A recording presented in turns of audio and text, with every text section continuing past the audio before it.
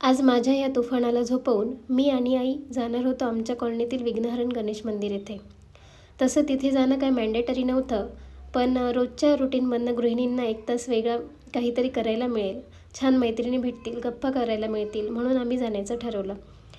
कार्यक्रम होता दिवाळी फराळाचा. आपले महापौर सतीश नाना कुलकर्णी यांचा हा एरिया असल्यामुळे त्यांनी तिथे कार्यक्रम आयोजित केलेला होता.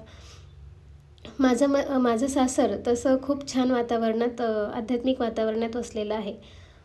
शंकराचं मंदिर, हनुमान मंदिर, थोड्या काही पावलांवर पुढे गेल्यानंतर रेणुकादेवी मंदिर, स्वामींचं मंदिर आणि रोड क्रॉस केल्यानंतर येतं विघ्नहरण गणेश मंदिर. तसं हे विघ्नहरण गणेश मंदिर अतिशय जागरूक देवस्थान आहे. मंदिराचा आवार अतिशय स्वच्छ आणि खूप मोठा आहे. नेहमीच भरपूर असे कार्यक्रम तिथे होत असतात.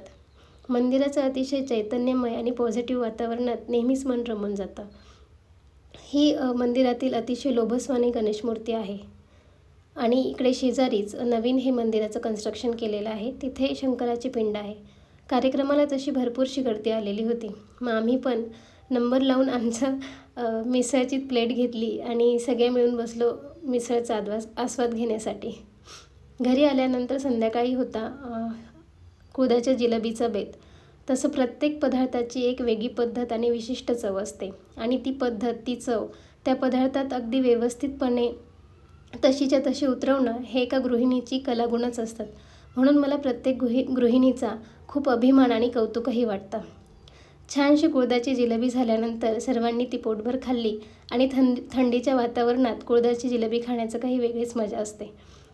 तर सगळं आटपून घेतलं आणि आजचा असा दिवस संपवला. भेटूया उद्याच्या ब्लॉगमध्ये. Thank you so much.